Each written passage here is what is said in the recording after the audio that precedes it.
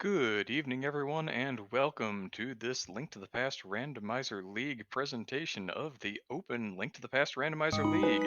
This is a Week 3 matchup, which is Casual Boots, between SorcererFinch representing KeeseForce and WindFox470 representing Farm Friends. I am MindDM. I am joined in the booth this evening to call the action for you by Corvane. Corvane, it has been a little while. It's good to work with you again. How have you been? It has been a little while, but I am doing fantastic. I mean, it's Friday, we got a randomizer race about to start, and I mean, to top it all off, with this race mode, our runners get the boots right off the bat, which is fantastic because, well, it's a race and they got to go fast. Always nice when the seed, and particularly the seed settings, cooperate with you. Casual boots, of course, being that mode where you start with the sword in your hand and the boots on your feet, so you've got the boots to go fast, you've got the sword to knock everything out of your way. What more could you ask? Yeah, that's pretty much all our runners need. Of course, the other thing with this mode is that our runners are going to have to go through that initial escape sequence, go down, save Princess Zelda, get her back to the chapel before the world is open to them. So, about 5 minutes or so of running around through the castle, and then they will be off in the world.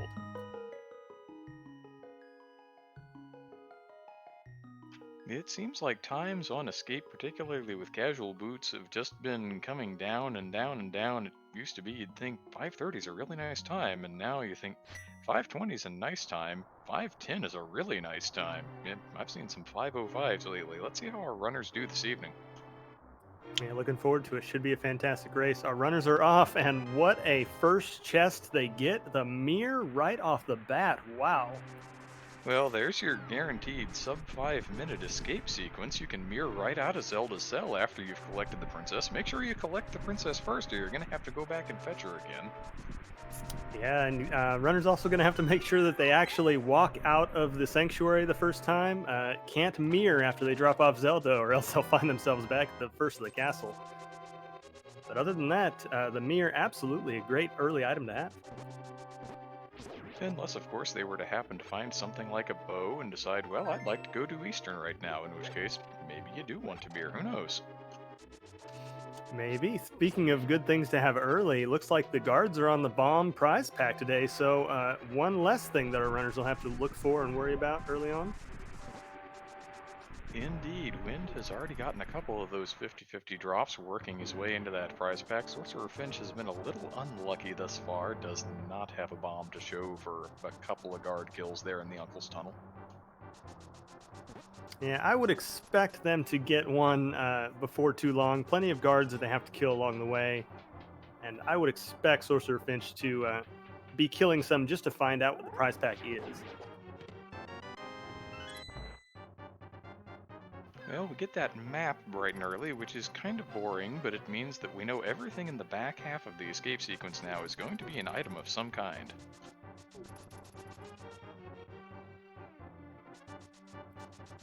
Our runners almost mirror images of each other here.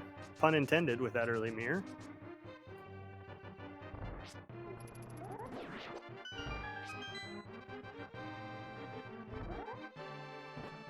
There's Sorcerer Finch finally seeing that prize pack.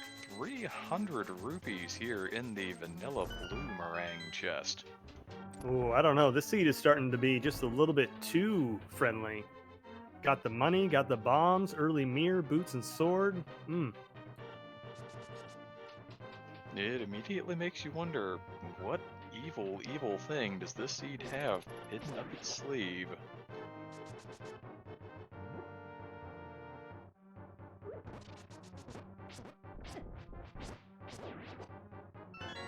A little bit of diversity here. Windfox going for just the standard sword kill, while Sorcerer Finch takes the safer route of using the pots to kill that key guard. And we do see Windfox remembering that mirror and Sorcerer Finch as well, so we'll get right back into the back half of this. We don't have an extra minute to spend running from cell to cell all the way back up to the throne room. Nope. The mirror, we can short circuit that just a little bit. Yeah, almost could not be a faster escape sequence here with any other items. If you get really lucky, I guess maybe you get another sword or the hammer to knock down the guards just a little bit more quickly, but that's about all you can hope for in this case.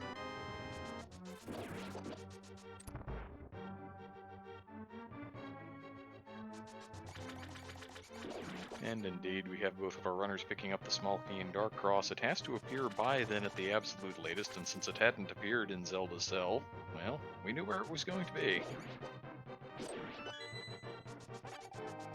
Ooh, very quick kill on that rat to get the key on WindFox's side. And managed to take down an additional rat and discover that the rats are in the magic pool. A little bit of good knowledge to have there, just in case you ever find yourself short. Meanwhile, in the back of Escape, we find blue mail and another 300 pack of rupees. I'm not sure our runners are going to be allowed to be short of anything this seed. It would definitely appear not. Not going to want for almost anything this early game. You could buy bombs, pay off the bottle vendor, and then you're looking for, what, a couple of big 20s to be able to pay off the Zor Lord? That's not a whole lot. Yeah, with and as if to just icing on the cake there, our runners find the Master Sword in the final chest of Escape sequence. Crystal Hera, Crystal Eastern, I missed Desert. Hopefully our wonderful tracker, Mr. Scruff Ninja Tuna, will have caught that, however. And seeing as we're getting full crystals in the light world, I believe he has. Can confirm, yep, did look like another crystal on Desert. So heavy crystal light world. A lot of pendants in the dark, though. Can give you some interesting options for which items may not be required to complete the seed.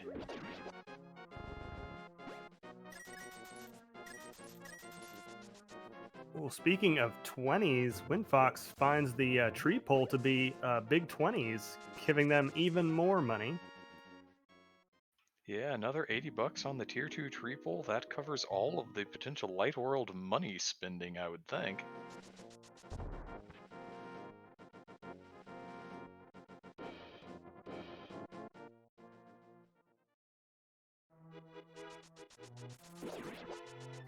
Missed it on WindFox because they were so quick, but SorcererFinch, I was watching carefully. Looks like just bombs on the lumberjack ledge, so Aga not going to be required for that. Not for the item, although you start wondering when you see two swords really early like this. Are we just going to be doing Aga for Dark World access? Wouldn't be the first time. Always on the runner's mind when this kind of stuff happens early. We do find our first bottle in the drop down. One of those handy things to find when you're heading in towards the village. It enables the check of the small child sick in bed from the cold wind blowing in off of Death Mountain. Ooh, that hot lore that most of us in randomizers start to forget after a while because we don't have to talk to anybody or get any original dialogue, but very true. The only thing that our runners could be missing at this point for a full Kakariko village clear would be the flute. We do find the fire rod, though. Fire Rod's a nice get, because if the Master Sword was not enough, the Sword of Evil's Bane, you can now pair it along with the Rage Rod. That'll put more than a few enemies down in one shot. Indeed, and a fire source as well, so opens up a few extra checks, makes it so dark rooms are just a little more forgiving.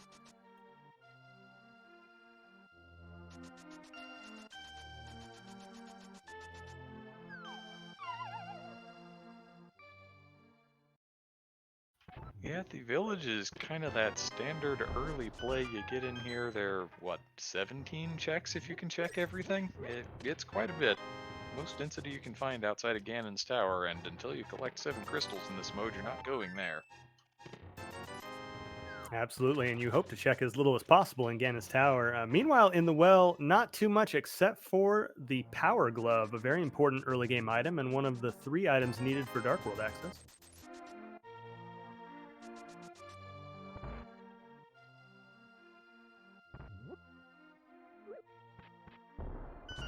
It's a nice one, although in something like Casual Boots, it's a little less valuable in that you're already guaranteed to have checked the back 3 chests and escape. The boots are going to let you in there whether you have bombs or not. Indeed, but was going to be necessary eventually, so always nice to find it early. Uh, we also find that we have blue goo from the bottle vendor. Definitely not the worst item to be sold there. No, you will take every little bit of safety you can get, especially when you're just trying to make all of your checks to get going in the early game. If the game says, here, you can have a little peace of mind along the way, not gonna turn it down. Absolutely not. Also, worth noting, Sorcerer Finch there pulling off a chicken clip. One of my favorite, absolutely meaningless, doesn't save a single frame trick to do, but it looks cool. Yeah, it's a nice one until you manage to lonk yourself the first time, and then you think, I don't know, maybe I should just play this one a little safer. Yep, that's probably why I still do it because I haven't managed to soft lock myself yet. But eventually it will happen. WindFox does try to just skip going to the race game, but notices that there's some flippers over there and decides that's worth getting. Sorcerer Finch going a step further gets all the way into that save and quit menu and then thinks better of it. Yep, strong double take from both of our runners on that. That might be an important early game item. Yeah, you think when you see the glove, alright, well, Zora's in logic, I'd kind of like to have a moon pearl so that I can illogically do all of the other checks in that area and not have to double dip it.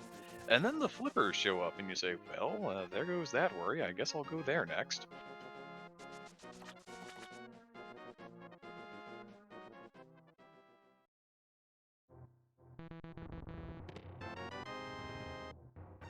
And after clearing out the entire Kakariko area, it looks like both of our runners are going to go for some South Shore checks. Pretty standard again.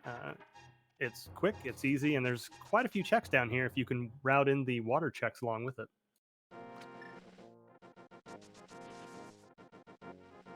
The seed's been overly generous with money, one might say.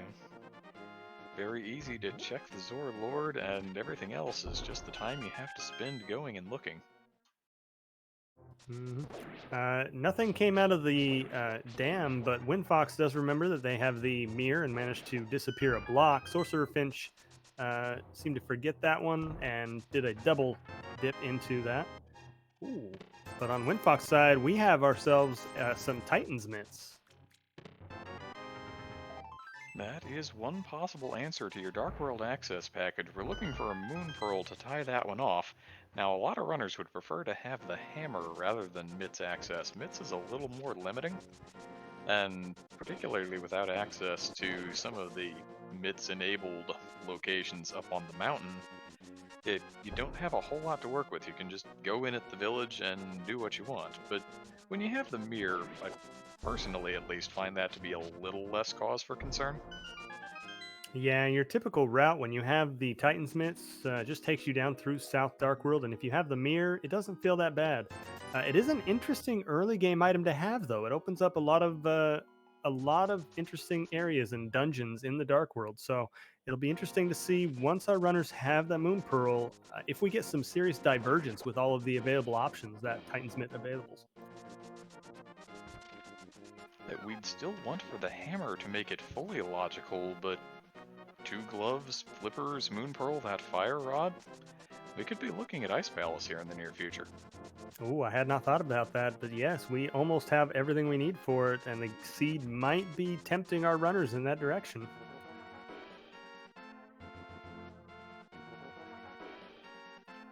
It would certainly be interesting if the hobo here, our friend under the bridge, had the moon pearl and made that an option in Windfox's mind, but no, just a 20. Of course, it's money.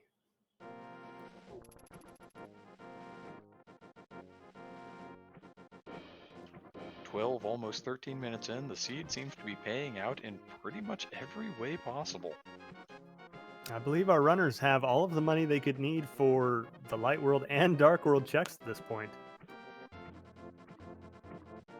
Well, if you spend 500 on the Zora Lord, you get down to 463. You can spend another 120 over in the Dark Village / Smith when you turn them back in for dig game, chest game, and the vanilla tempered sword check. 110 more to get in at Kiki and Palace of Darkness. 100 more for the big bomb. Yeah, I think we're pretty close.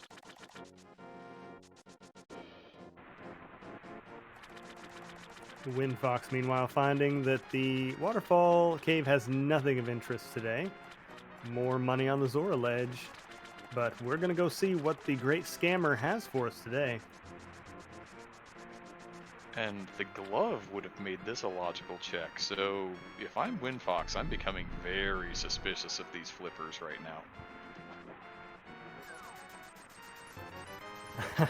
That's not anything that unlocks a particular location, but I'm sure our runners are not going to be sad to find themselves with the tempered sword 14 minutes in. It may not unlock any boss fights, but it definitely improves the quality of life for the runner in several of them.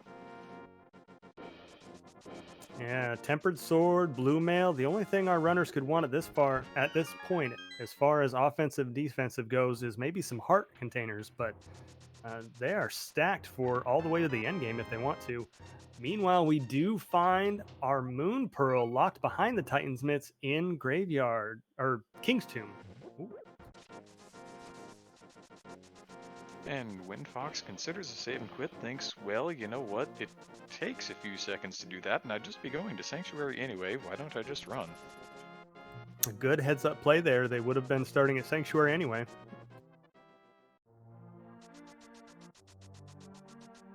Very likely to get a Dark World map check here in the next handful of seconds. We're looking for 3 pendants and 2 red crystals.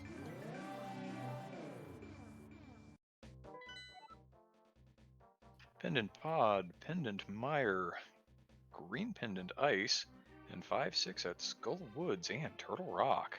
Ooh, interesting pendant crystal layout here, honestly.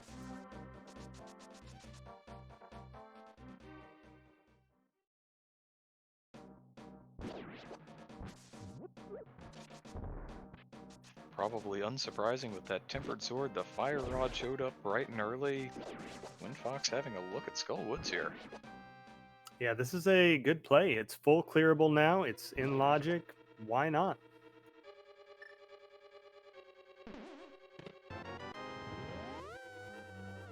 Especially when you can walk right into the front, turn right for a screen, and you have a bow all of a sudden. Paying off already going here.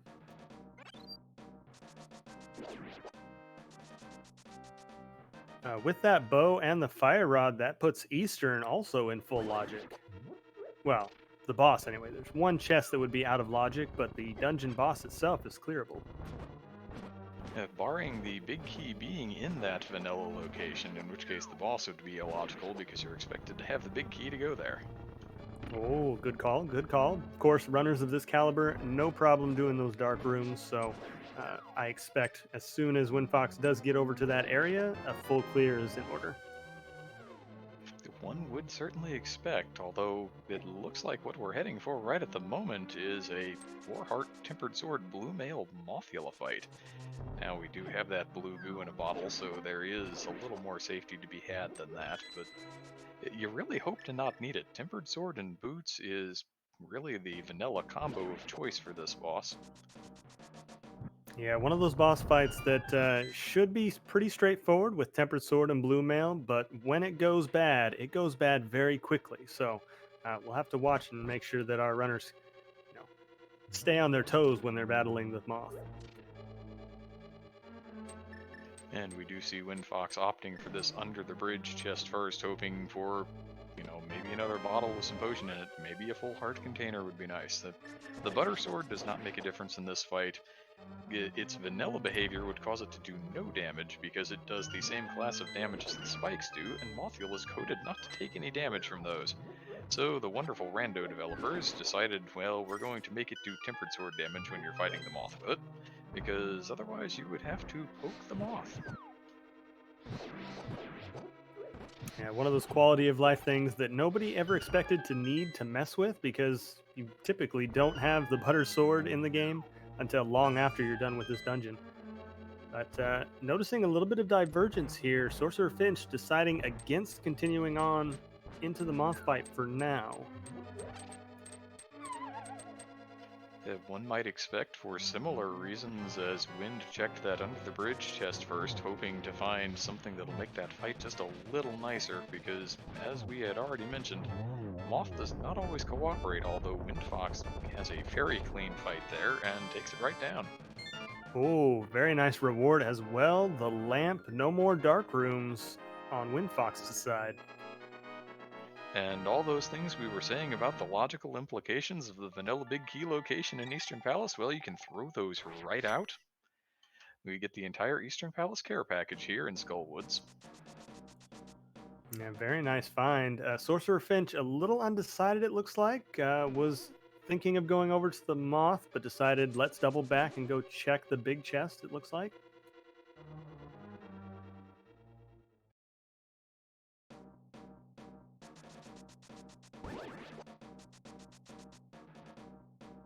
Almost has a little adventure there on the pit surrounding that lever, but does manage to get on through. Let's see where Wind is going. One would think probably we're. Oh, I was going to say Village of Outcasts, but here we go. Going to be proved wrong already. We'll see Bumper Ledge instead. I enjoy doing this check right after Skull as well. It's right there. There's no better time to pop up here and check it. And once you've gone up there, you think, well, I can always go ahead and do this Northern Dark World loop. I have the flipper so that I can flip right on across if I want to.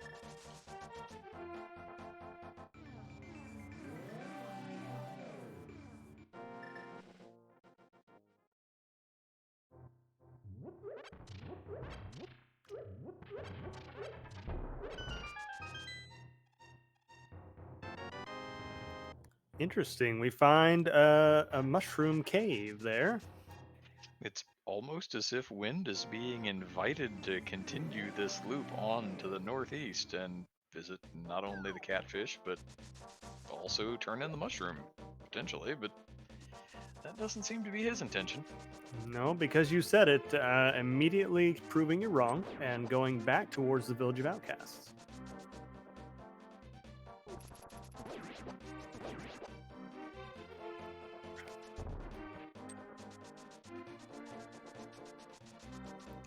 Sorcerer Finch, meanwhile, having a little bit of trouble here in Skull Woods, does manage to clear out the rest of it and does decide to head towards Moth. Here we are, 21-minute Butter Sword, Terrible Seed confirmed. We just don't know why yet. There's going to be one item. We don't know what it is yet, but there will be one item that eludes our runners.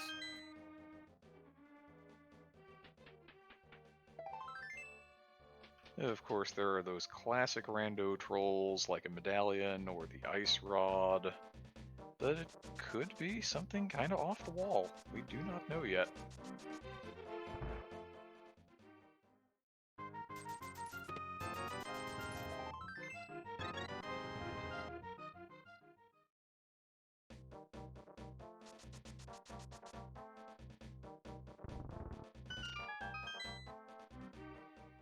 Having a quick look at our pendant layout, we could be looking at a fluteless seed here, in which case it could be the book that is going to be the item in question.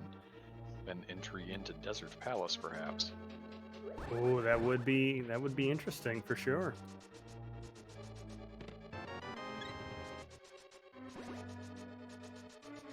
Meanwhile, as we've been talking, WindFox headed down and into the Thieves' Town.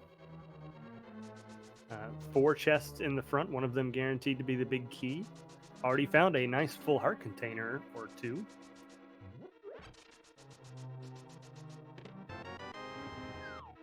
And Sorcerer Finch was forced to burn his blue goo to get enough magic to get through the torch puzzle in the back here.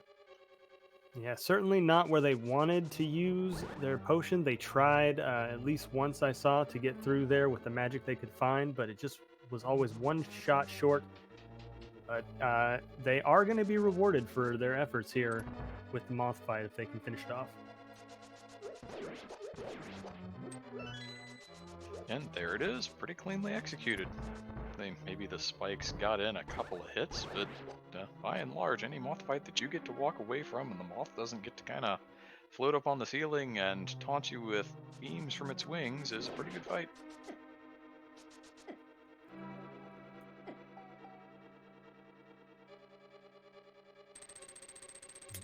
Poor Windfox there, getting the perfect pixel on the dash through the Hellway, but the enemy's just not playing along today, stopping him dead in his tracks. That is the name of the game. Sometimes RNG just says no. That's what Rando is all about, after all.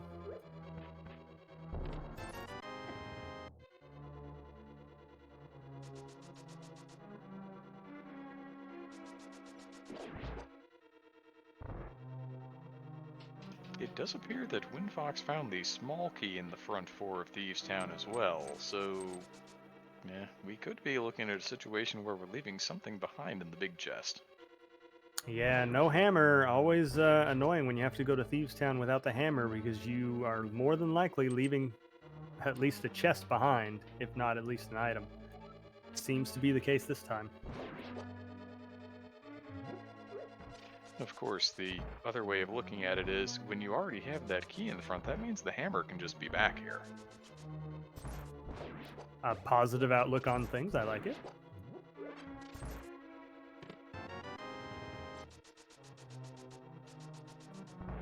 Just 10 pointy sticks in the cell there. I know I've counted 3 items that they found. I don't know if they found all 4. Yeah, those pointy sticks, a piece of heart up in the attic. There was one full heart container that I saw on the front, but I missed whatever the fourth thing was in the front to go along with the heart container, small key, big key.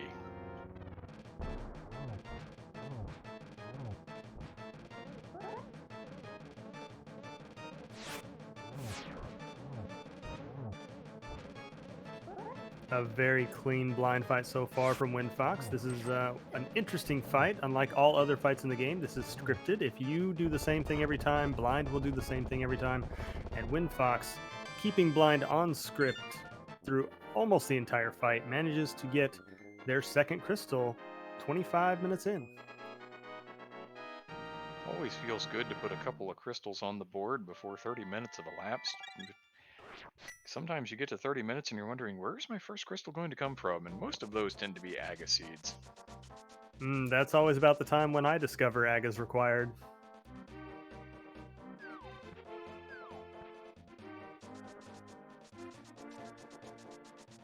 And that was a map on blind, so I do believe we have an item left over in the big chest. I believe we do. It'd be interesting to see if that weighs on our runners' minds, if maybe they have to go back for it later, or if they think about going back for it later.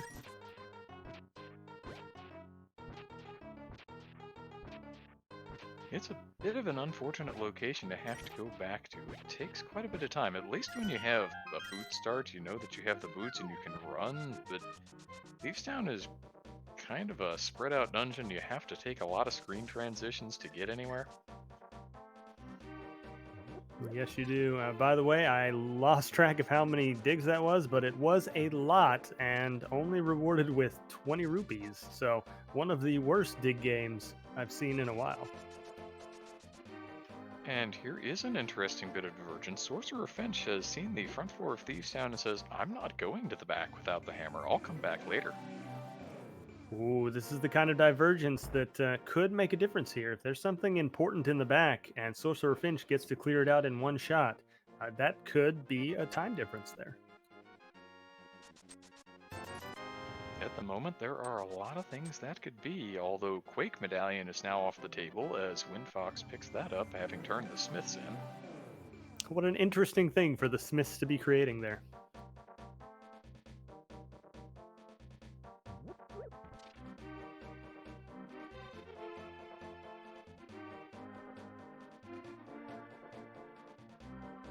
Finch going to go through this long and involved dig game for 20 rupees that he's probably not going to pick up. WindFox has that purple chest in tow.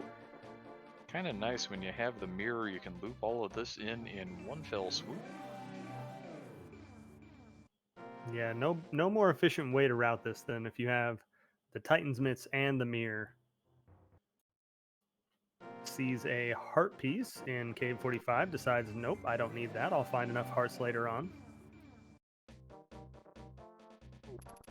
That's a reasonably likely guess, especially in, normal item pool modes like this, where you have the full complement of actual heart containers in the pool, and hey, that's vanilla. What a great item to find right where it's needed. Is it going to continue to be vanilla? No, but it is blue, just not quite the right blue. I was thinking the same thing. That's a blue item. It's close enough.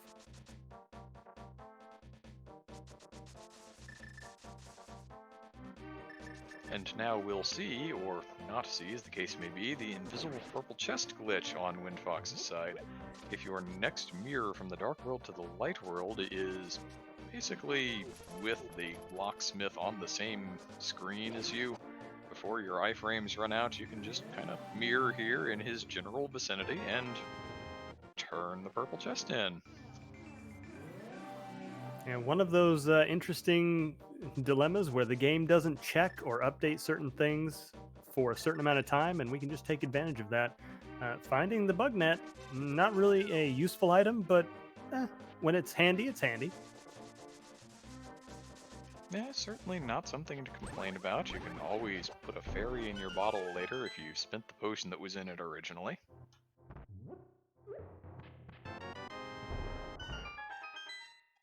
Finch wanted to leave and then thought better of it, says, I've got this shovel, maybe I should turn it in while I'm right here. It takes a long time to come back. I think may have also been going down to grab their their purple chest there, which would have been unfortunate if they'd have mirrored too quickly and left that behind. Not the kind of place you want to leave that. You'd have to go back and fetch it again. It seems to be doing this in a bit of reverse order from Wind, is going to do K45 after.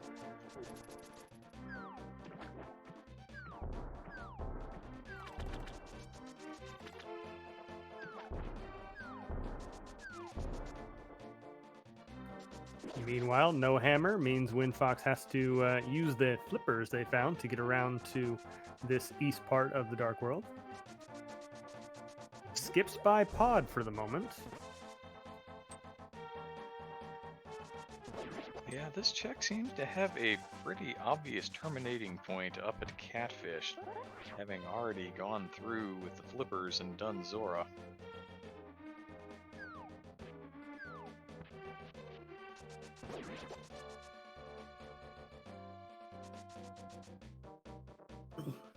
Indeed, is going to be able to turn in that mushroom that they found so long ago.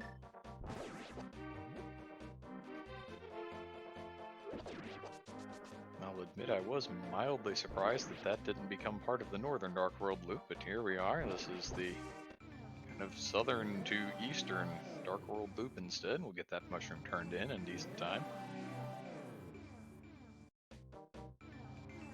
An unfortunate mirror bonk there on WindFox's side. The bushes in the Dark World there are aligned in the exact same pattern as the ones in the Light World, so if you happen to mirror on a place that you just recently cut down a bush, well, you're going to end up back in the Dark World pretty quick. What he wanted to do was mirror below that bush and then cut the bush down in the Light World so that he could mirror bonk back from the Dark World to turn that in a little more quickly, but not to be.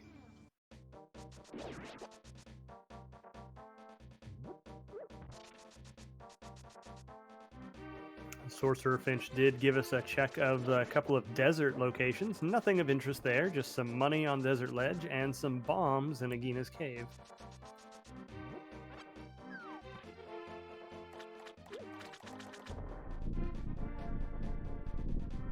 At this point, it looks like the mountain may be calling SorcererFinch's name. Indeed, an interesting choice here with the mirror. It can get into Tower of Hera, full clearable, in fact. It has a decent chunk of access, entirely possible for the hammer to be up here. We've had the lamp since pretty much forever ago at this point, so it's all nice and logical. Indeed. WindFox, however, deciding a different path is in order, going over towards the Eastern Palace pod area instead. Going to give us a check of Sahashila's closet, which has been in logic since almost the beginning of the game. Well, there's an interesting bit of progression on Sorcerer Finch's side. That is the old man from the cave. To the cave he returns and hands out the flute. Yeah, logically, it means that that Skull Woods Mothula play was required to get up here to the mountain. And so much for the book being the item that's going to troll our runners oh so hard this seed.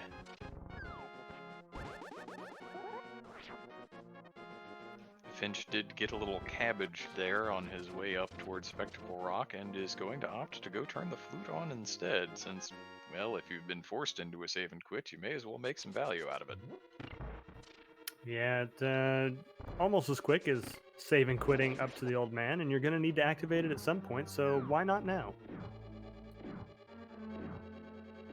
Entirely possible that this causes Sorcerer Finch to put off further mountain play and head over to the Mire area, can mirror over and do desert, has a fully clearable desert palace in front of him. Indeed, I would like to see such a play. Give us a check of the Mire Medallion. Give us a full clearable desert palace. And indeed, looks like what we're going to get. The only mild downside to this is, it's Pendant Mire. You don't really want to go in, but sometimes the game's going to make you anyway. Stands to reason. We will have to wait a bit before we figure out whether or not it is required to get into Mire. It is Bombos for the Mire Medallion, which our runners do not have yet. But we do have the hook shot on Sorcerer Finch's side hiding out in the Mire Shed. So, go get your care package off of the moth to go get your flute to go to the Mire area and pick up your hookshot, and it's also giving you access to Desert Palace. Seems to be working out alright for Sorcerer Finch at the moment. Yeah, this is an excellent play on Sorcerer Finch's side. It paid out. Gonna have access to the east side of Death Mountain when they go back up there. Gonna be able to full clear desert, as we've said here.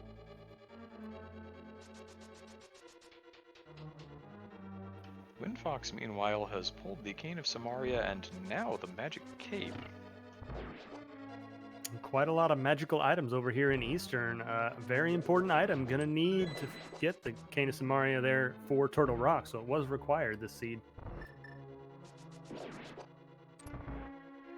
Cape a little less immediately interesting, although it's a very nice late game safety. Not a tool that you're going to kick out of your toolbox if it happens to be in there.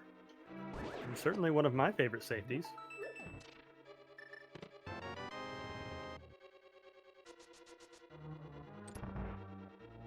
And it appears the final item in Eastern Palace is in fact going to be on the boss.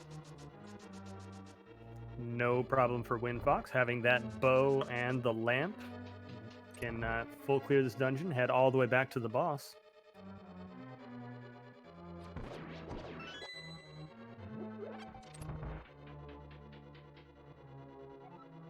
It will be interesting to see here in another minute or so just how much of a care package that was, that dip into Skull Woods, paying dividends with 2 progression items.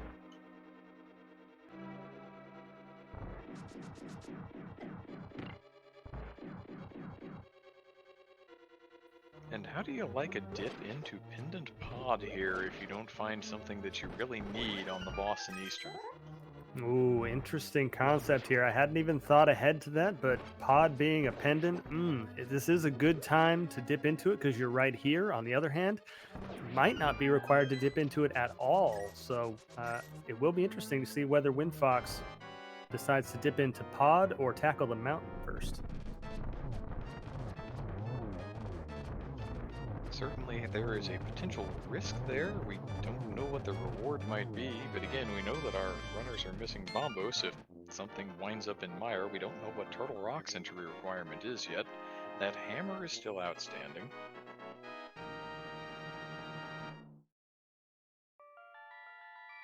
But between our runners, we are getting fairly close to having an idea of what's actually going to be necessary to beat this seed. Both of them pulling down additional crystals here. Finch with that Desert Palace Crystal, and WindFox with the one out of Eastern. That's that 3-2 lead as Sorcerer Finch has neglected to finish Thieves Town in hopes that the hammer is going to appear in inventory first. Nothing important coming out of Thieves Town for WindFox, though, means that Sorcerer Finch is not necessarily leaving anything behind at this point. So if they can find their hammer before they do dip into Thieves Town, it will be some time saved potentially.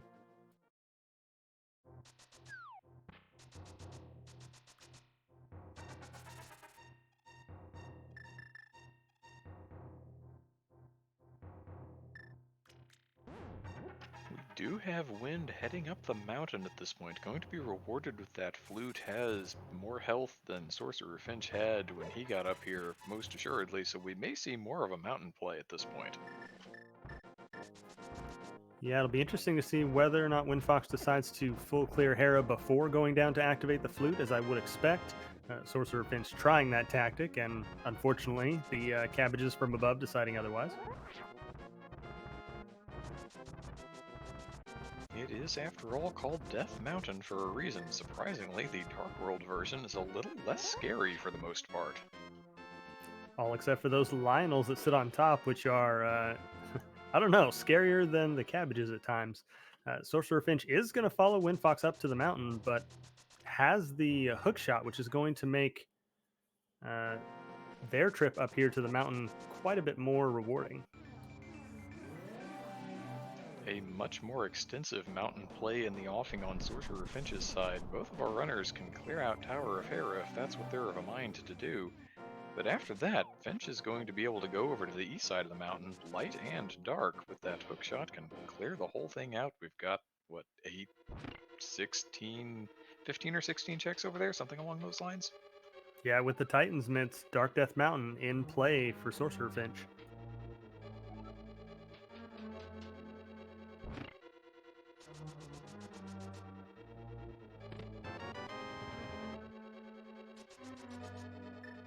Now, the interesting counterpoint to that is WindFox has already found the Cane of Samaria, so if it is Quake to get into Turtle Rock, Sorcerer Finch will not be able to go in with no Cane of Samaria. Very true. Remains to be seen whether WindFox would go into Turtle Rock. No Ice Rod at the moment is always a scary proposition going into Turtle Rock without. Would need to find the hammer here in Hera for that to work out, because the hookshot is over in the Mire area. Going to be difficult for Wind to get over to the TR side without something allowing him onto the east side of the mountain. Absolutely. We are still waiting on one more item here in Tower of Hera. 2 more locations. And it looks like, as usual, the boss is either going to have the key to the basement, which our runners don't want to see, or an item, which our runners do most certainly want to see. Not generally known as a cooperative worm, but let's see how it goes today. The butter sword slicing through Moldorm, well, like butter on Sorcerer Finch's side, and the same over on WindFox's side. 10 sticks the reward, not really interesting. That crystal more important to both of our runners, tacking another one on to both of their counts. WindFox now leading 4-3 in that race to 7. Also, I neglected it right in the moment, but Sorcerer Finch with a very nice hook speed Hera pop there to kind of catch up on WindFox a little bit. Got into the boss fight earlier because of it. Yeah, definitely showed off the time difference there on pulling off the Harapot glitch versus walking up the vanilla way.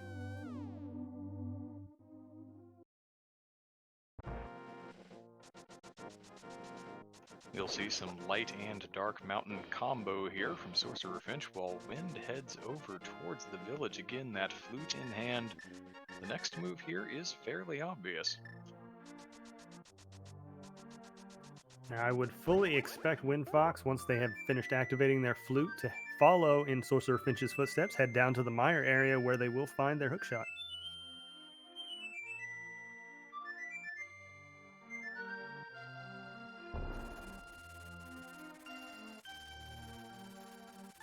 Nothing so far in the bottom, or is it top, of Paradox Cave for Sorcerer Finch. It's the two chest part of Paradox Cave. That way we don't have to worry about it.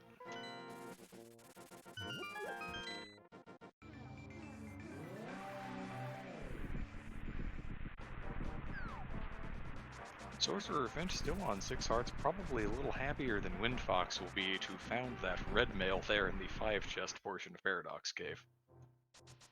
Yeah, only thing to come out of Paradox, but it is a nice item. Definitely not going to complain about it in any way, shape, or form.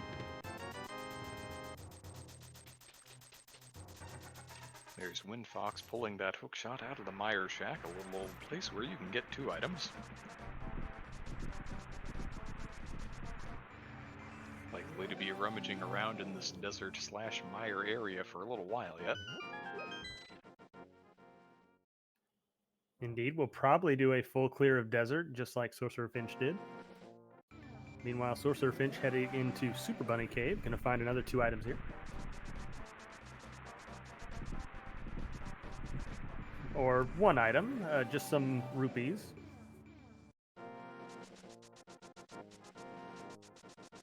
Once again this seed, not managing to keep our runners in the poorhouse by any stretch of the imagination. And Sorcerer Finch does have a very efficient amount of rupees for all of the fellow nerds out there.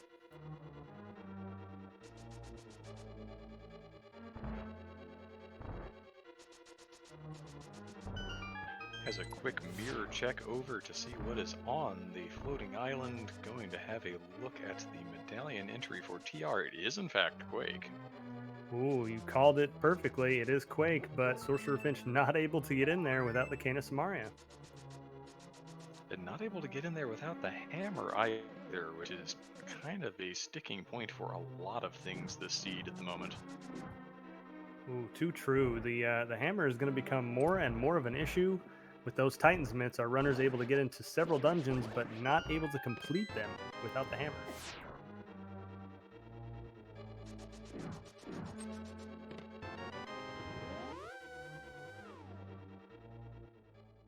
Starting to look more and more possible that we're seeing something along the lines of a hammerless dip into Ice Palace or a play into Palace of Darkness. One of these pendant dungeons is starting to look like it actually has an answer for our runners this seed.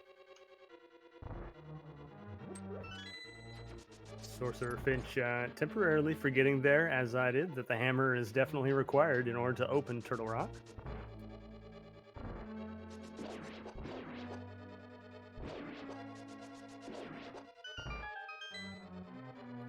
And is going to go ahead and wrap up the mountain play, barring a hammer appearing, with a trip through Spiral Cave.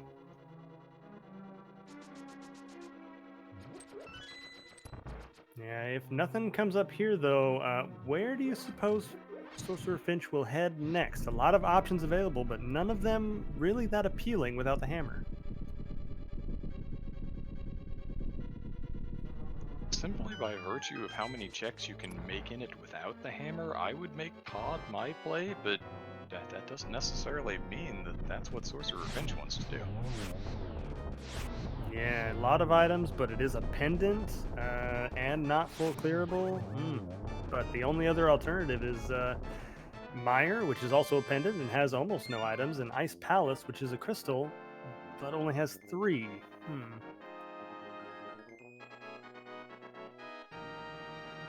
At least Mire remains off the table until we find that Bombos medallion, but what if you go into Ice Palace and you find the Bombos medallion behind the fire rod? Ooh, or worse, go into Swamp Palace to find either the hammer or Bombos.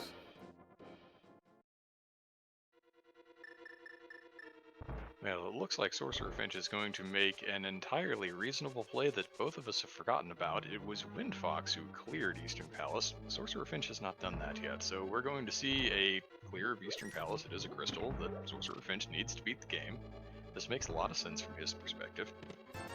It does indeed. Gonna find their Canis Samaria here, and of course their Magic Cape, but neither of those are gonna open up any real new locations. Tellingly, they did not go into the Dark World and leave themselves a portal to do pod afterwards, so I'm expecting them to flute away after this and not plan on dipping into pod.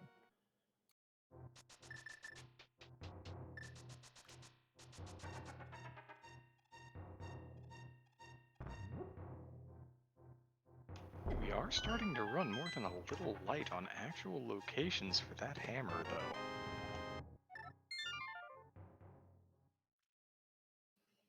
Yeah, at this point, it almost has to be in a dungeon somewhere.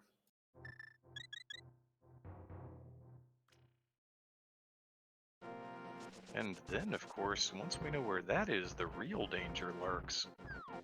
We are going to almost assuredly come down to an ice rod hunt unless our runners just happen to find it while they're still looking for the hammer. Yes, getting down to it, we only need about 3 items for go mode at this point. The hammer, of course, the ice rod, as you mentioned, and bombos. But 2 of those items, the ice rod and bombos, could be almost anywhere. Oh, And we correction, can we're hope not not. to need We're bombos. not going to need bombos. I'm confusing my dungeons. 2 items to go mode then.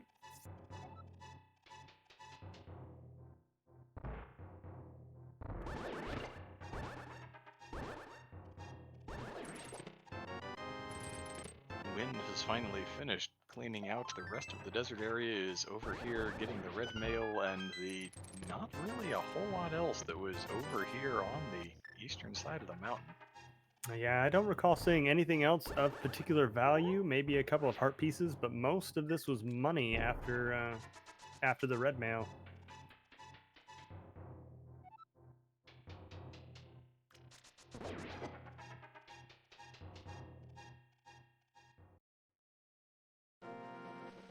Usually I like to do this about an hour in, but it seems like we've got our runners retracing each other's steps pretty thoroughly right at the moment. So this is a good time to remind everybody, if you've enjoyed the show thus far, and I expect we're going to get it for a little while longer here, go ahead and give these 2 runners a follow, SorcererFinch and WindFox470, putting on the show for your entertainment here on a Friday evening. Could not ask for better entertainment on this Friday evening.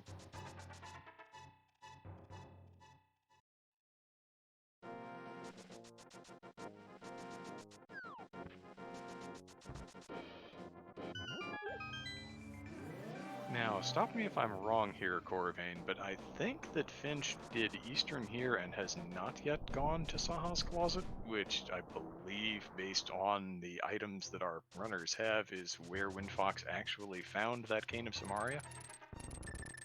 I will not correct you because I believe you are correct in this.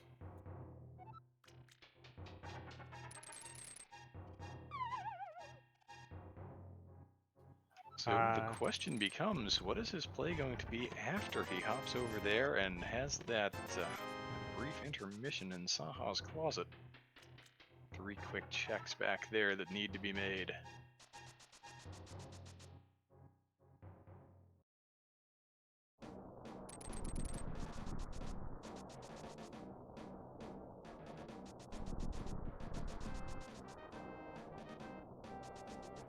Windfox sees Quake there as the medallion to open Turtle Rock and thinks, well, that's great, I'd love to go in, but something's missing, and it's not the big key. Well, it's kind of the big key. They don't have that either, I suppose, but not the most important pressing item on Windfox's mind there.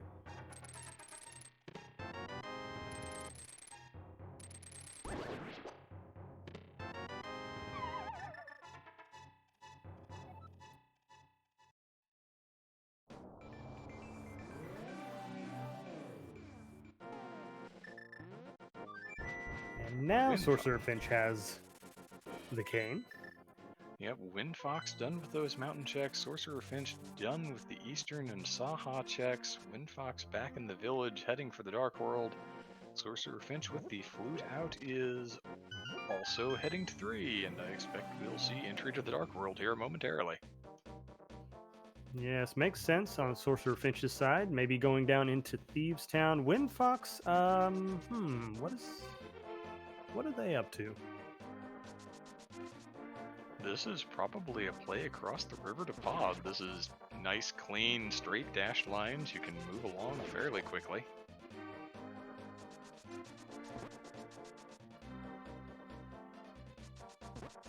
Makes sense. Yes, they were putting off Pod as long as possible, but as you said earlier, it is the most item dense location, so gonna have to go back.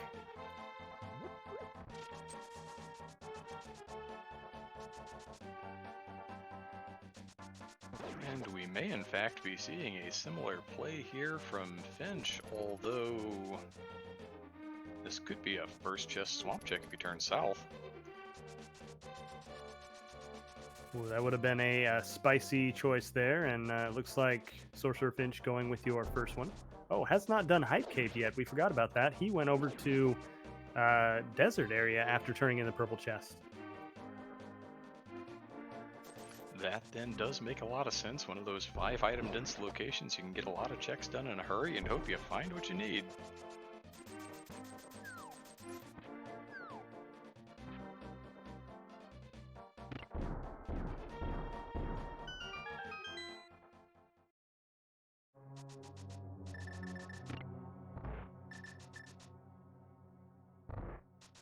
Alright, WindFox into the Palace of Darkness. SorcererFinch is going to have a few screen transitions left before he arrives at the same location, so we'll get the new information on the right-hand side of the screen here.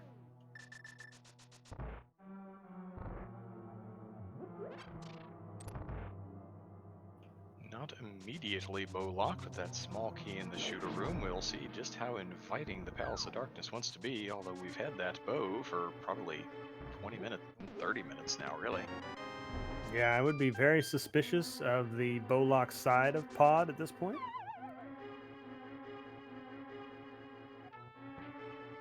Even if it is just a couple of keys saying that this is your invitation to the back, go find your item.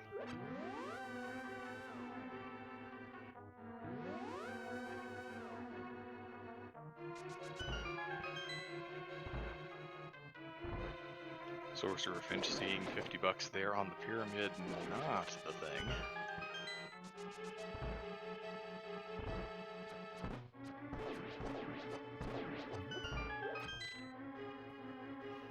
And WindFox does venture over to the Bowlock side. Having the mirror here, a very nice little aside, not having the death warp at this point with red mail. Yeah, particularly once you've started your second row of hearts, red mail can be quite the detriment if you want to try and death warp in a dungeon. But once you have the mirror, you're not really worried about it. A quick press of the Y button will get the job done just fine. Nothing of interest over there on the Bowlock side. A little surprised about that, but on to the back, where almost certainly there will be more interesting items abound.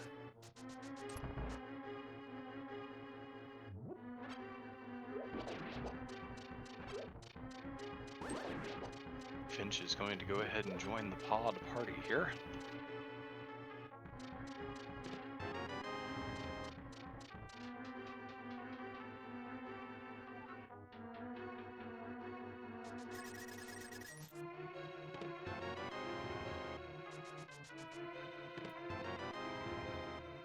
Ooh, Big nothing. key.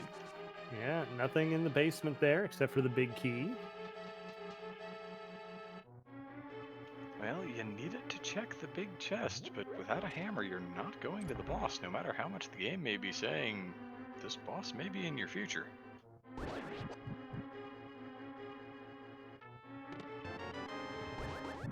Speaking of,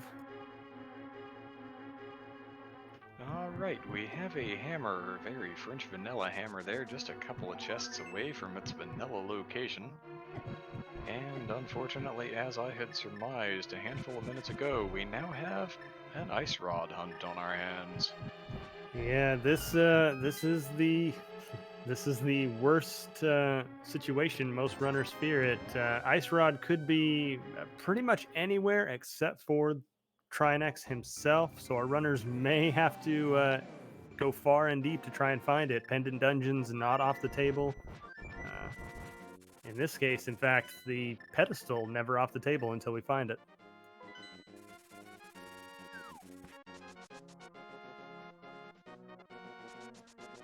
That hammer does give us that full unlock of the Swamp Palace play. One of those 5-6 crystals. Of course, the other 5-6 crystal is Turtle Rock, so Pyramid Fairy is strongly contraindicated now. I guess you could have vanilla silvers in there, but I can't imagine that runners of this caliber are going to go looking for them.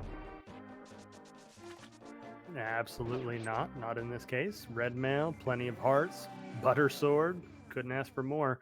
Windfox, by the way, after this Swamp Palace clear, only needs one crystal, and that being Turtle Rock.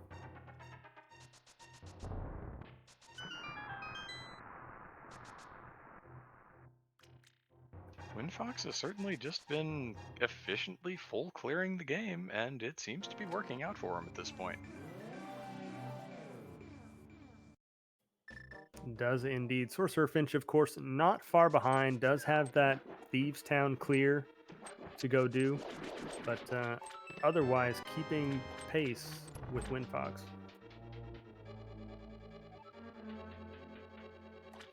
The unfortunate part of having to do a Thieves Town clear is you still have to run through the front, and there's not a whole lot of time saved that you can get in the back. Now, if the Ice Rod is down there in the Thieves Town big chest, all of a sudden SorcererFinch is sitting very pretty. I was just thinking the exact same thing. It's a possibility, maybe not a strong one. There are a lot of locations available to our runners now that they have that hammer, but it is a location that is available.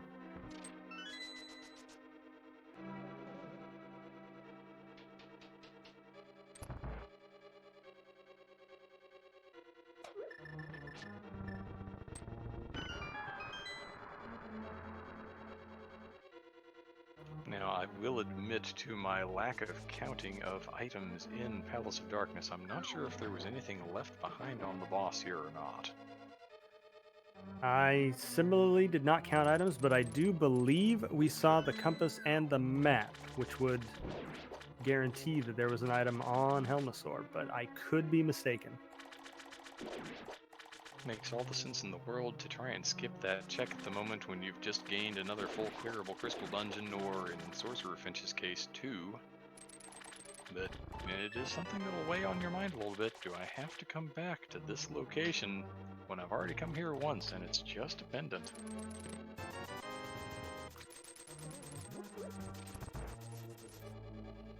Windfox looks to be skipping left side swamp.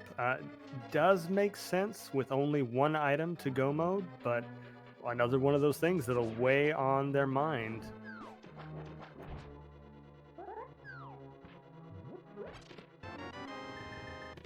Well, Not not for long. anymore. Nope, at 1 Shockingly. hour and 1 minute, Windfox is, unless I'm very much mistaken, in go mode. Has Quake, has the hammer, has the ice rod, all those things that you need to get into Turtle Rock and clear it out, so yeah, I think we can safely call that go mode for WindFox at just a hair over an hour in. What a absolutely generous seed, placing pretty much all of the items in the runner's path, more or less. The hammer being in pod was probably the cruelest thing this seed threw at them.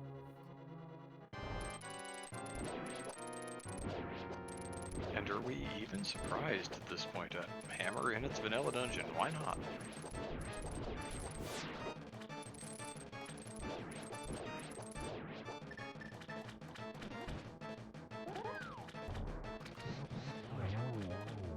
WindFox setting up for and achieving the Phase 2 Argus quick kill there. A couple of fire rod shots. The ice rod would have worked as well, and then the sword spin with tempered or butter gets the job done.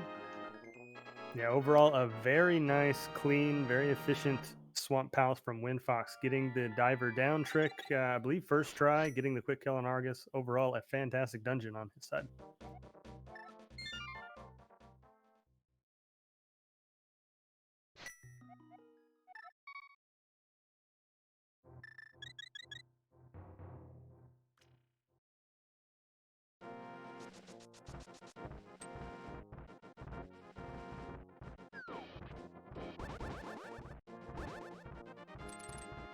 Finch has opened up the Thieves Town attic, needs to go collect the maiden from the cell here.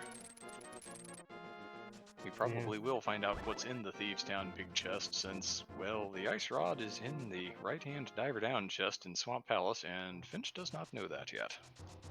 Does not. The one good thing about that location is that SorcererFinch is pretty much assured to go there next, being the other crystal dungeon and full clearable. Almost certainly will make their way over there next. They may do left side swamp, which would delay them getting their go mode item, but uh, other than that, not going to have to dip into any more pendant dungeons for them, I would expect.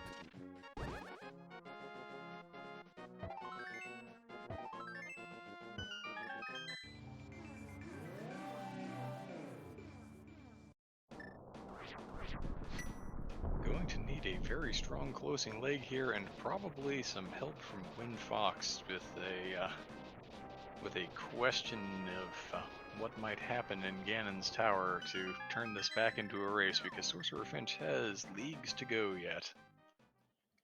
Yeah, absolutely never over till it's over in randomizer, but SorcererFinch is going to need some help from the randomizer itself in order to catch up here, especially with the loadout that our runners have, that red mail, butter sword, cape.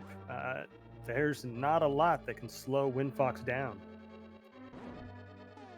Once upon a time, we could say things like, well, he could accidentally despawn Ganon's Tower, but the rando devs, in their infinite wisdom, have finally patched the jingle glitch out of the game. So we do not have to worry about WindFox making the every single sprite, including Aga 2, in Ganon's Tower disappear.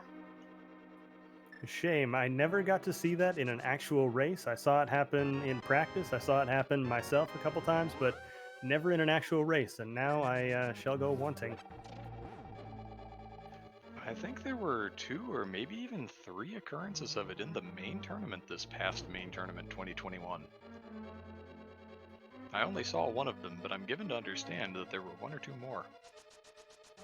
Impressive. Whenever you have that number of races going on, that caliber of racers that are going fast, I guess it's bound to happen, but not anymore. Every second counts until it costs you 5 minutes, and then it counts for 5.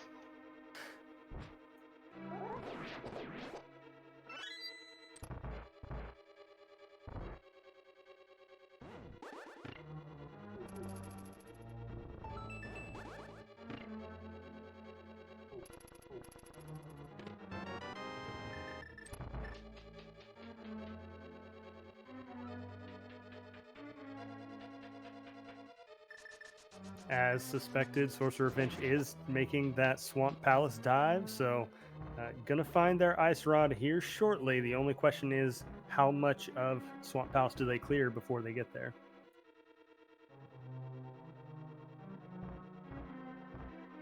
We did see at least one of the dungeon items in the back, so we can hope on SorcererFinch's side that we just get that play to the back in hopes that the item is on the way to the crystal you need to collect anyway. Meanwhile, WindFox steals that key off the poke. He already has the big key in hand, I believe. Either that or he has terribly miscounted and is going to be coming back for that chest you can see very briefly on the screen. Fortunately, not in this instance. I do believe I saw them pull the big key early on, which was nice.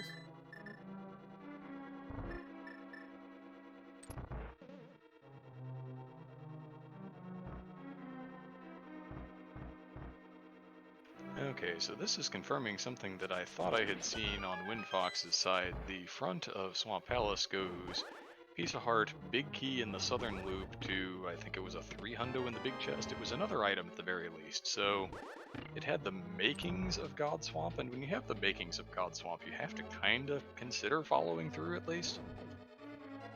Yeah, definitely laid out in SorcererFinch's favor here. If you don't see a single dungeon item and you're only looking for one item for go mode, you're tempted to just go for the back and hope for the best.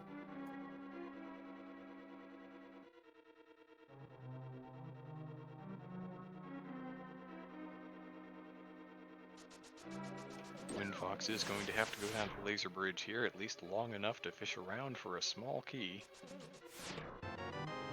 Yeah, did skip the big chest, which could be holding the key, but nope, there it is on Laser Bridge. Going to check these last couple probably for silvers and or maybe one more bottle. A little surprised by this choice, but doesn't find anything.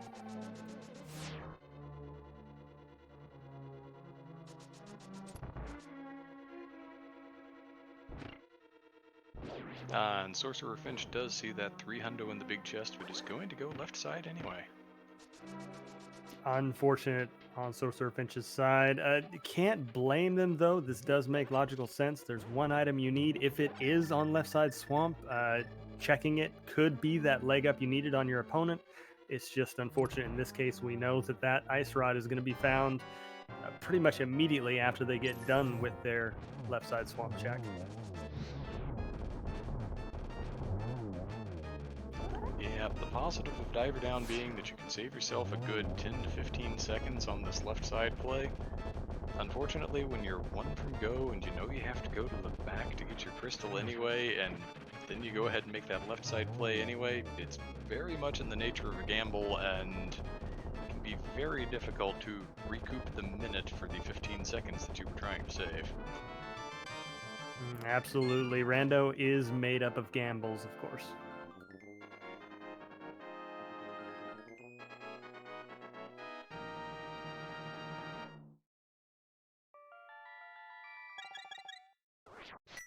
And the advantage of doing something like this and having the restream is we can hope to get the runner in here afterwards and ask about the thought process, see what was going through SorcererFinch's mind when the decision was made to go to left side swamp instead of head for the back.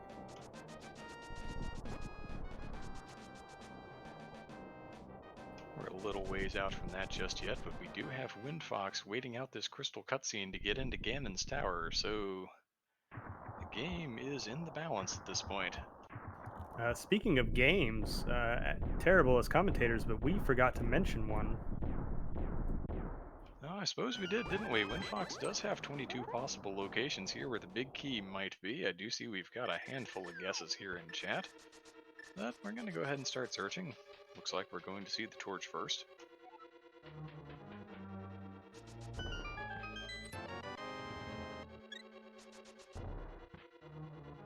Full heart container, not going to turn that down. Looks like a left side dip, at least to the Dark Magician room, Stalfos room.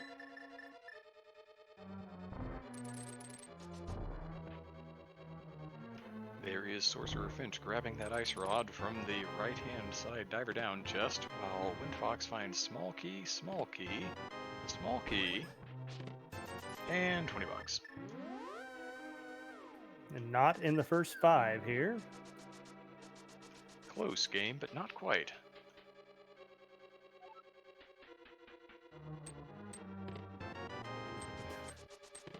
But it is in chest 6.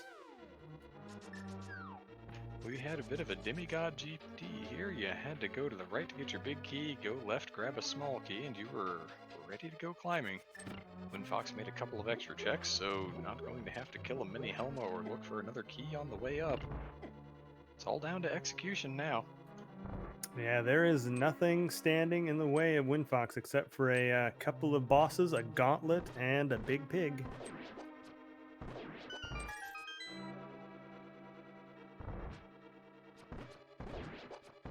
It's not impossible to do yourself a mischief up here on 12 Hearts Red Mail, but it is pretty difficult. Well, that butter sword definitely makes the gauntlet quite a bit easier. And plenty of arrows as well, which is another useful tool in the gauntlet run.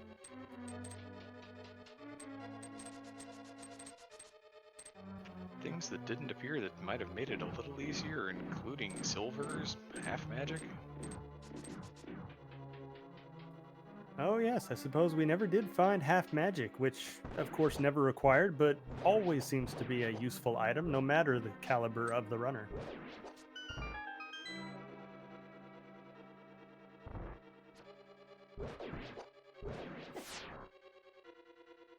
SorcererFinch hot on Wind's heels at this point, going to go ahead and make this climb up to Turtle Rock, but is an entire Turtle Rock behind. Yeah, it's going to be tough. Potentially save a minute or so by going to Hope Room first in GT, but not much else as an area to save time in. Turtle Rock, not really a dungeon that you can save a lot of time in, no matter how it's laid out.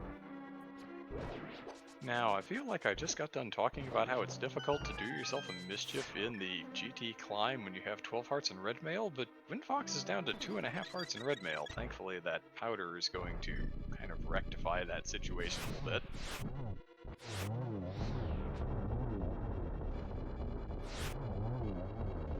combination of butter and fire rod going to do for those landmolas? Anybody in the mood for buttered worm tonight?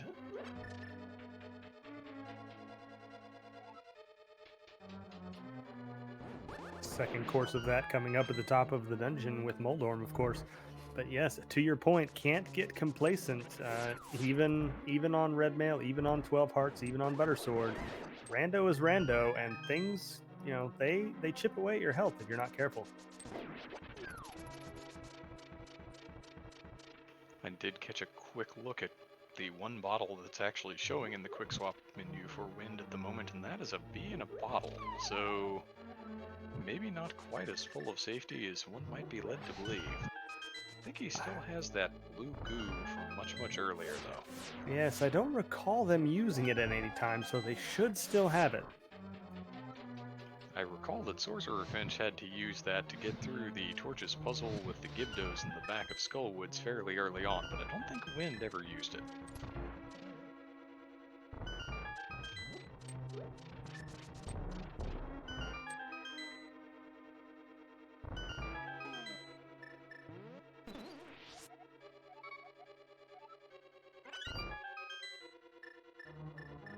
Well, that does somewhat confirm our suspicions. WindFox having no empty bottles means that there is something in that other bottle, and I haven't seen them buy anything, so it must be the blue goo.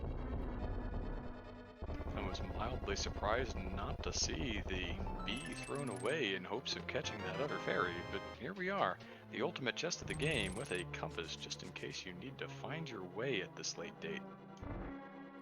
Well, you got to know where the boss is.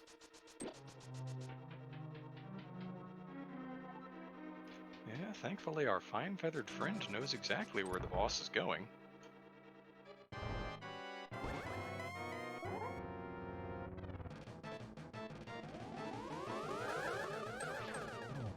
First, however, the showdown with the wizard.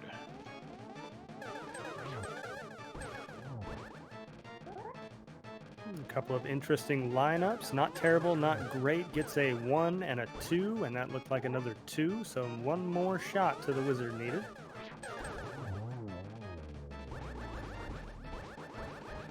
Not perhaps the kindest and gentlest of patterns in the world, particularly the first and fourth ones, but Wind does get the job done. The wizard falls to the ground and the pig appears, turns into a bat to fly away. And we are headed into the Ganon fight.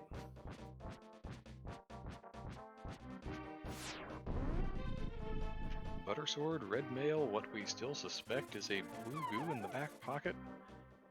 It should be pretty easy for WindFox, all things considered, but let's see how it goes.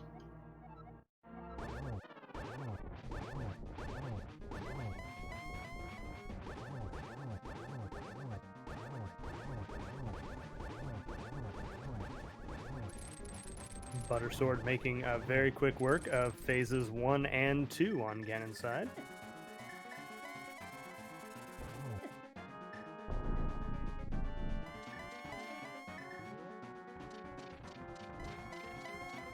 WindFox going to go ahead and ready the lamp, going to look for torch glitch when phase 4 begins, because, well, it's going to be 12 spins to win. We never did find those silver arrows. Ganon's going to give us some insight into where those might be tucked away this seed. Of course, they're in Ganon's tower. Where else would they be?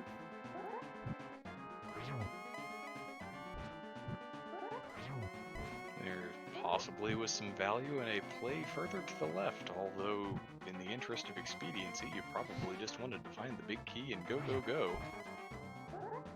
Absolutely. With that layout, no chance our runners were finding those silvers. WindFox doing an excellent job on this Ganon fight, though. About halfway through on the spins.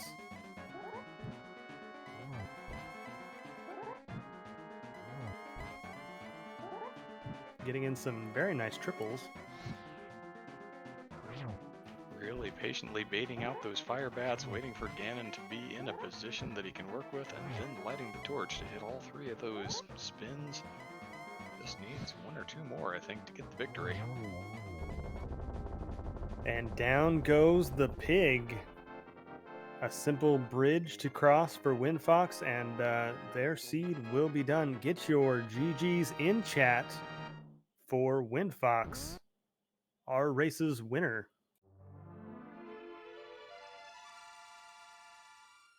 With an official race time, GG time of 1 hour 18 minutes and 26 seconds, WindFox is going to take this race home, put it in the victory column for Farm Friends.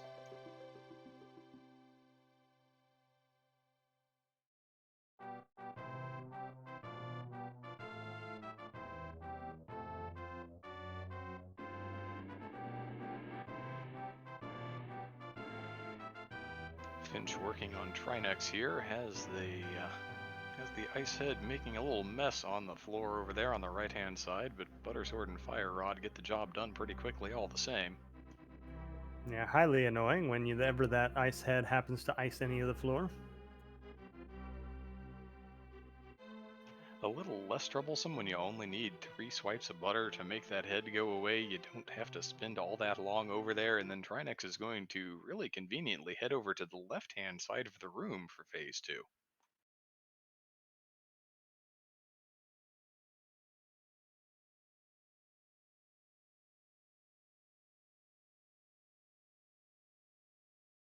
That is crystal number 7 in Sorcerer Finch's possession. He's going to go ahead and head over to the tower.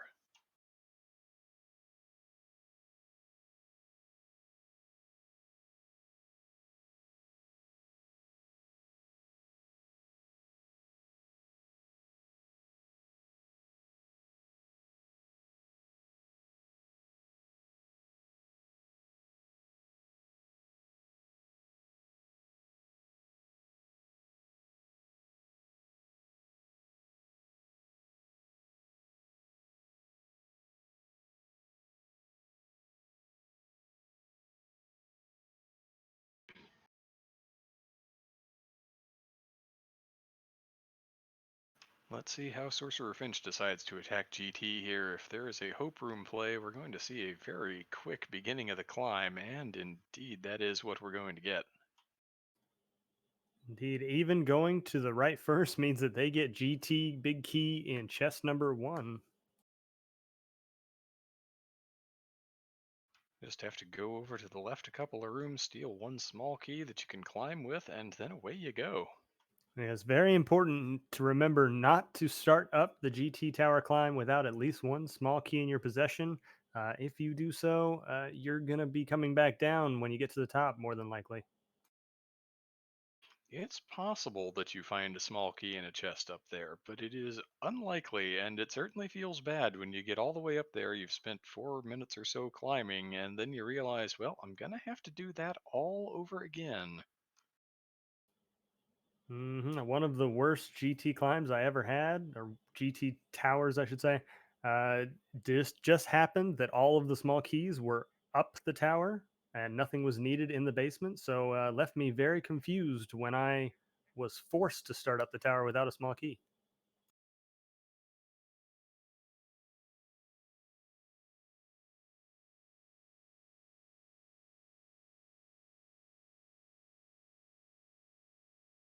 Sorcerer Finch, of course, has picked up that small key and is already through the mimics portion of the program. Going to be into the gauntlet proper here in another couple of rooms.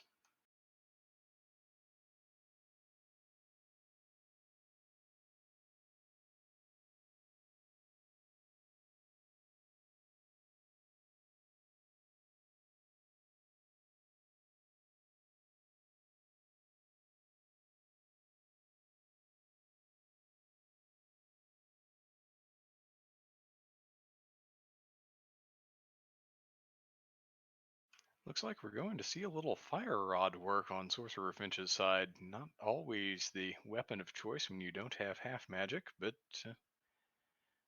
seems to be what he had in mind, at least for that first room. The butter sword going to do work on these Stalcos, however. Nah, you have to catch them first. Alpha is one of the most annoying enemies in the game. Those red ones, anyway, jumping out of your way, even when you are sure you were close enough. It feels almost like cheating. The hero can't dodge like that, but this skeleton that's been undead for who knows how many years certainly can. Yes, red skeletons seem to be able to dodge for no reason, and those dead rocks on Death Mountain seem immune to the butter sword, which just seems unfair.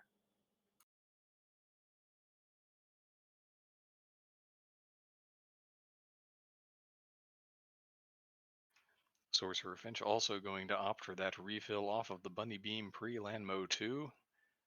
Rather than mixing in Fire Rod, it looks like we're getting pure buttered worm here. Yeah, that short hop there from the last Landmo, a little unfortunate. Oh, a second short hop. Got a little hasty with the release of the spin, and the animation was already over by the time the Landmo appeared and decided, you know what? I don't really want to be up here right now. I'm going back down. See ya. I mean, if the hero was slashing at me with that powerful butter sword, I might not want to spend too much time above ground either. That seems like the course of wisdom. Of course, Landmola not necessarily the wisest of worms, always going to pop back up sooner or later.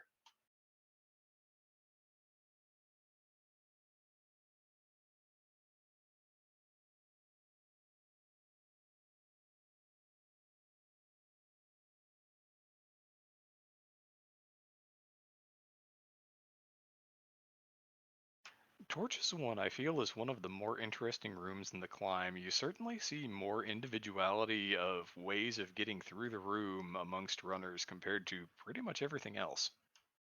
That's very true. Every other room has one or two good strategies that most runners go to. Lighting those torches, however, it seems like there's at least 6 or 7 different ways that they can be lit. I'm sure there is a decidedly fastest way, but for all that Rando's been around all these years now, you see just different. I feel like every time I watch a restream, you see a different way of doing it. Everybody's got their own little twist on it. Speaking of feels like cheating, this mini Helma absolutely too powerful to go down. Normally, it's Moldorms you're talking about being uncooperative, but that mini Helmo is just kind of twisting and turning and not going to be at all cooperative with going away. That was a small key that Sorcerer Finch really believed that he needed to have. I mean, Ganon needs to promote that little mini Helma to a full-fledged boss fight, I think. The actual Helmasaur King may not be getting the job done anymore. How long does it take a mini Helma to grow up?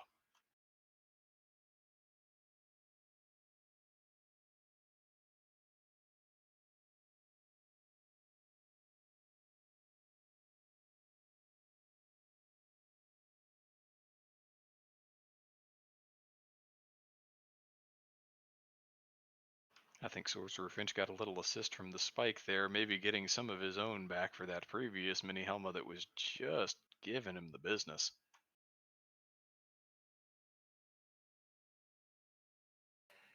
Let's see how Sorcerer Finch decides to deal with Aga 2. Wow, that was a very nice setup on that lineup there. Yeah, went to the slash, had started charging a spin, and then decided against it. Uh, Compared to Wind, however, seems to have lost a shot in the ceiling in phase two, and then phase three did not go exactly to plan either. So they're having a bit of different fights here, all things considered. I think this went Yeah, 2-1-1-2, while Wind went 1-2-2-1. yeah, Aga 2 this seed not playing nicely with either of our runners, but both doing pretty well with the lineups they were given. Always unfortunate when Aga 2 eats one of those fireball shots.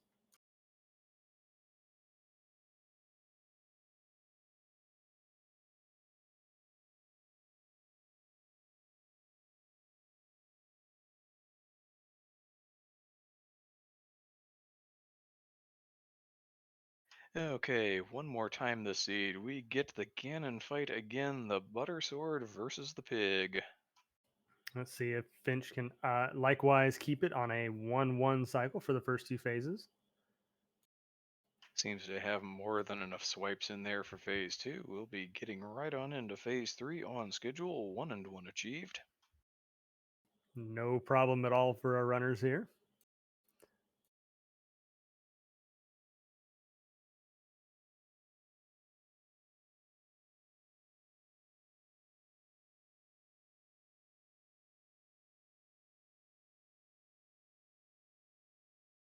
No, Gannon, we still have not found the arrows in your tower. Are you surprised? Ooh, a very dangerous fire bat there. Excellent choice of neutraling out their controller on Finch's side to not get knocked off the edge.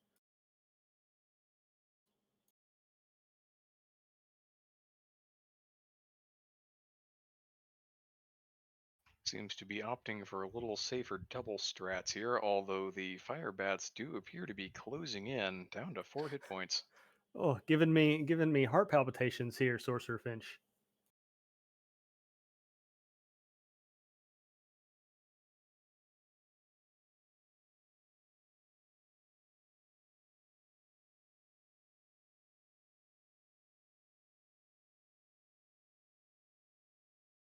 And now getting into a good rhythm here. Many spins hitting Ganon.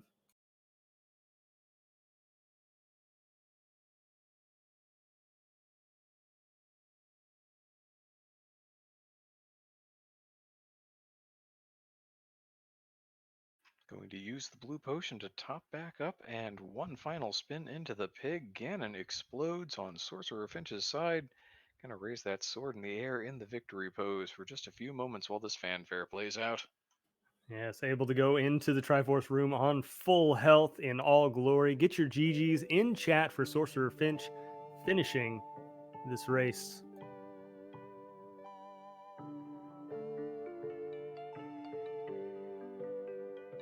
With a solid race time GG time of 1 hour, 30 minutes, and 4 seconds, Sorcerer Finch has finished the race. GGs to both of our runners. We are, in fact, joined in the commentator booth by both of them. GGs to both of you. Thank you very much, GG WindFox. GG Finch, well played. You too. That was a nice, quick little seed. Yeah, definitely felt good to have a nice jet seat after what I played earlier today in the qualifier. Well, and then like it not being all dungeons, being able to skip out on Ice Palace, not touching Mire, and of course, Pendant Pod is something, and of course, it's the hammer. And we're just not going to talk about the final boss. I'm not talking about Ganon. I'm talking about the mini Helmasaur. Oh no, we should absolutely talk about it. That's around when I joined the Twitch chat, so I see the first message, Mini Helma versus Finch, the ultimate battle, and I'm just thinking, oh no, I know where I'm at. Yes, we were discussing how that Mini Helma was going to go about being promoted to the new boss of Palace of Darkness. Right? I mean, it's like an origin story. If it weren't for taking out the all of Ganon's army and all that jazz, and this is just the origin story. I'm still pretty happy though about a couple things. Not forgetting about my blue potion in Skull, but that was the first time doing 4 heart, even blue mail. First time doing blue 4 heart moth. So, it's not all bad. Yeah, both of you showing off some excellent execution overall throughout the entire run. The Bane really being the left side swamp play and dipping out of Thieves Town. Honestly, other than that, you were both neck and neck through most of the early race. Yeah, and then also forgetting about Hype Cave. I don't have an explanation for what I did there. Skipping out a Hype Cave and Pod. But yeah, and I'd seen too many seeds recently where Ice Rod or something important is in that big chest, so that's what kind of scared me away from it. But either way, it was a risk and didn't pay out this time, going the safe route, but that's okay. The death you took on the mountain also ended up working out in your favor, led you over to Meyer to get the hook shot. You were able to clear out most of Death Mountain on your second trip. WindFox, not being as lucky, happened to full clear Tower Para and then go back to find the hook shot. But some gambles pay out, some don't. Yep, and either way, it's still fun. It's very casual. It was also honestly really nice. I mean, it wasn't exactly what I wanted to see Zora give me, but I had the money to burn, and sure, give me a cinnamon stick. Give me that tempered sword. I'll take it. Yeah, tempered sword, less than 14 minutes in. WindFox, what were your thoughts on this seed that pretty much just gave you everything? Everywhere you went, you seemed to find the next piece of progression. I was expecting a troll. Like everything I checked, there was another piece of progression. You know, finding Dark World super early, and then super early Skullwoods and a Thieves Town, just one crystal after another. You know, clearing a dungeon every 12 minutes. I'm just like, where's this troll gonna hit? Where where's this last location gonna be? And then it was Isorod Go mode. I was just like, it's gonna be in Meyer somewhere. I'm gonna be looking for bombos for it, and it just happened. Everything just fell in my lap through the entire seed, and it looks like it did for Finch as well. So it was fairly linear, so long as you just followed your items. Like that's literally what the seed did, was just follow your items, and it just kind of guided you through the seed. Yeah, I think the only I think the flippers early, because aside from that tempered sword, I don't think there was anything up there, but the early Titans, and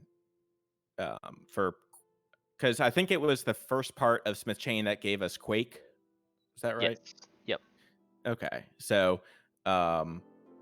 and being able to loop a lot of overworld checks kind of all in one go felt pretty good. Because even though it always be clearing dungeons, if you're doing overworld checks, might as well get them all instead of like, oh, I forgot, or I couldn't get to Magic Bat or things like that, which fortunately didn't come up. Yeah, I know we got powder. I just didn't remember where it was at. Powder was towards the front of Turtle Rock. That's right. It was on the right side, on the map chest. Yeah, it was also pretty nice to zoom. Well, relatively zoom through Turtle Rock as much as you can zoom through Turtle Rock. Yeah.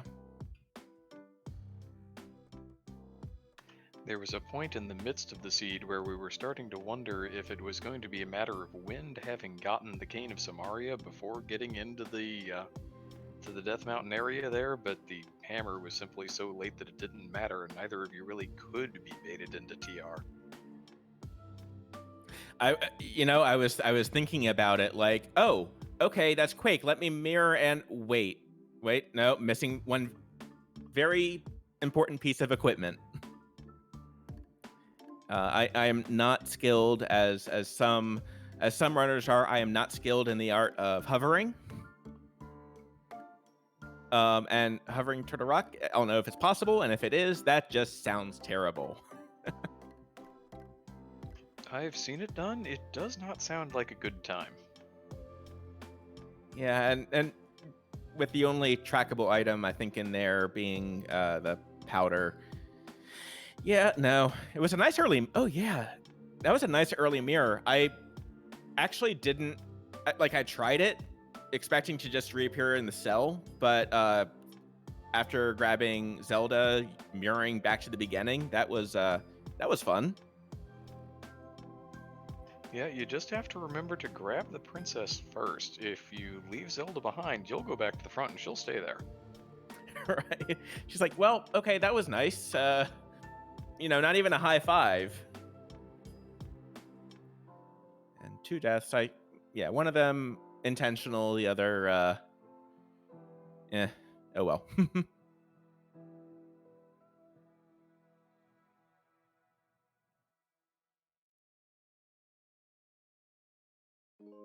All right, and thank you, Kono, for clipping that. I don't know if I appreciate that. No, I do. It's content, right? That's why we do this. It's all for chat and clips like that. That's quality content right there. The kind of thing that you're more likely to have a good laugh about later. Right. And granted, after the seed, like, and I had seen WindFox. This is actually our third total matchup, and because we face each other in the Challenge Cup, and so he is 3-0 against me, but starting to whittling down that time. Yeah, when we played in the Challenge Cup and I saw that we were in the same group for the league, I was just like, yeah, I'm gonna call Finch out. I want to run back. I want to play him again. Like, Finch, you're just overall just a cool dude, awesome guy. I pop in your stream every so often, as you know. Oh shucks, you're gonna make me blush. No, for real, like, go follow Finch. He's an awesome guy. He plays a lot of fun and entertaining games. Don't follow me. I only stream my tournament races. No. Also follow WindFox, and also Main DM and Corvain and Mr. Scruff Ninja Tuna and Tabby Cat as well. The folks who actually help put this all together, commentating and tracking, pushing the buttons, and broadcasting this actually for everyone. Could not have said it better myself. Thank you for giving us our outro for all intents and purposes. As they said, make sure to give both of these runners a follow. Any last words, me and DM? Well, I think that the big one is there has been a mild scheduling change, and because we had a jet seed, everybody can stay tuned right here. We have another Open League matchup coming to you. It's not going to be myself and Corvain on the call, but it's going to be a couple of buddies of mine. Tiverius and Homemade Beer are going to have the call of Scupula from Medicinal Haripot, and Ahab from He Came From, a match of teams with 6 points apiece. That's going to be coming your way right after we get done wrapping this thing up. It's been a pleasure. I hope everybody enjoyed. Corvain, you had me do the intro here, so I am going to hand you the final word. Well, thank you so much. Much has already been said, but the Friday night just keeps getting better. Stick around for that next race. It has been an absolute pleasure. GG's to both of our runners, and we will catch you all next time.